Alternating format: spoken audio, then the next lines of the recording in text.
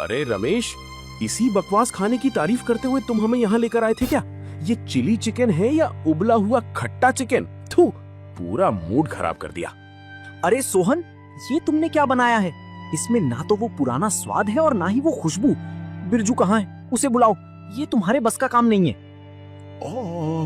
वो रमेश भाई, बिरजू को तो मैंने काम से निकाल दिया, लेकिन रुकिए, मैं दूसरी प्लेट सही से बना कर लाता हूँ।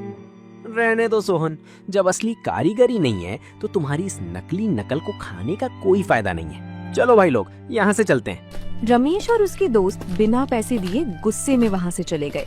सोहन ने उस रात कई और ग्राहकों को खाना परोसा, लेकिन जिसने भी खाया उसने सोहन को खड़ी खोटी सुनाया। सोहन अपने सूने ढाबे में परेशान खड़ा था। तभी उसे नुक्कड़ के उस पार पेड़ के पास बहुत तेज शोर और लोगों की भारी भीड़ दिखाई दी। सोहन ने गौर से देखा तो उसके पैरों तले जमीन खिसक गई। पूरा गांव सोहन का ढाबा छोड़कर बिरजू के छोटे से ठेले की तरफ भाग रहा था। वहां इतनी भीड़ थी कि पैर रखने की जगह नहीं थी। लोग बिरजू के हाथ का असली चिली चिकन खाने के लिए अपनी बारी का इंतजार कर रहे थे। भाई बिरजू, 2 प्लेट पैक कर देना। सच में यार, जो स्वाद तुम्हारे हाथ के असली मसाले में है वो सोहन के ढाबे पर अब दूर दूर तक नहीं है। उसने तो आज बिल्कुल कचरा खाना बनाया था। आप सबका बहुत बहुत धन्यवाद भाइयों। मैं कम कमाऊंगा, लेकिन आप लोगों को हमेशा शुद्ध और सबसे स्वादिष्ट खाना ही खिलाऊंगा। बस आप लोग अपना प्यार बनाए रखें। सोहन दूर खड़ा होकर ये सब देख रहा था और गुस्से से तमतमा रहा था। उसकी तिजोरी जो कुछ दिन पहले तक नोटों से भरी रहती थी, आज खाली पड़ी थी। उसने सोचा था कि बिरजू को निकालकर वो अमीर बन जाएगा, लेकिन यहाँ तो पासा ही पलट गया था। ग्राहक अब सोहन के नाम से भी चिढ़ने लगे थे। ये भिखारी बिरजू मेरे ग्राहकों को चुरा रहा है। एक छोटे से ठेले वाले की ये मजाल कि वो सोहन के ढाबे को टक्कर दे। मुझे कुछ ना कुछ ऐसा करना होगा कि इसका ये ठेला हमेशा के लिए बंद हो जाए, वरना मैं बर्बाद हो जाऊंगा।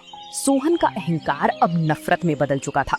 अपनी गलती मानने के बजाय वो बिरजू के बढ़ते काम को देखकर जल भुन गया था और उसे बर्बाद करने की साजिश रचने लगा था।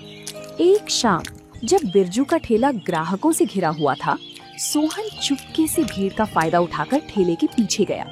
जब बिरजू ग्राहकों को खाना परोसने में व्यस्त था, तब सोहन ने चुपचाप बिरजू के चिकन के पतीले में ढेर सारा नमक और कड़वा तेल मिला दिया, ताकि स्वाद खराब हो जाए और ग्राहक बिरजू से नफरत करने लगे।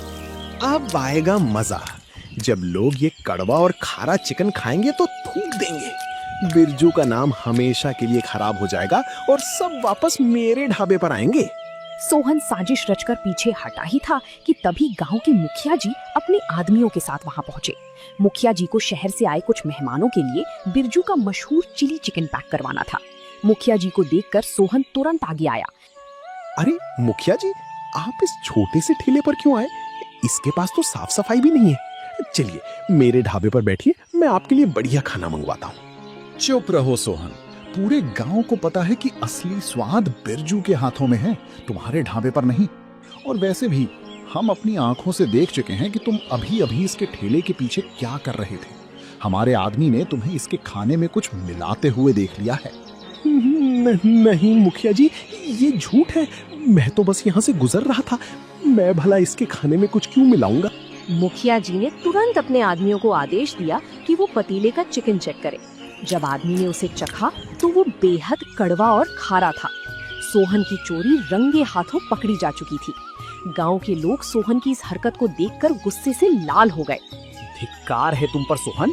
पहले तो तुमने इस भले आदमी को धोखा देकर काम से निकाला और अब इसकी कामयाबी देखकर तुम इसके खाने में मिलावट कर रहे हो। अगर आज मुखिया जी न देखते तो हम सब बीमार पड़ जाते।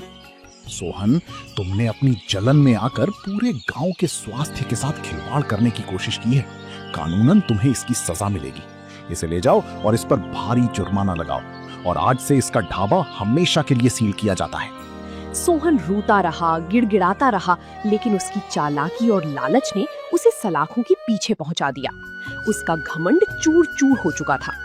सोहन के जाने के बाद मुखिया जी ने बिरजू से कहा, बिरजू, तुम एक ईमानदार और मेहनती इंसान हो। तुम्हारे साथ बहुत अन्याय हुआ, लेकिन तुमने हार नहीं मानी। कल से तुम सोहन के उस बंद ढाबे की जगह पर अपना खुद का बड़ा बिरजू चिली चिकन रेस्टोरेंट शुरू करोगे।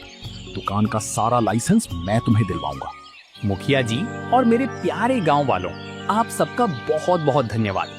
मैंने हमेशा ईमानदारी से खाना बनाया है और आगे भी करता रहूंगा। इंसान को अपनी मेहनत पर भरोसा होना चाहिए, किस्मत अपने आप बदल जाती है।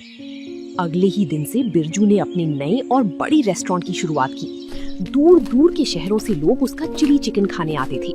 बिरजू की मेहनत, सच्चाई और उसकी लाजवाब स्वाद ने उसे फर्श से अर्श पर पहुंचा दिया था, जबकि सोहन के लालच ने उसे बर्बाद कर दिया।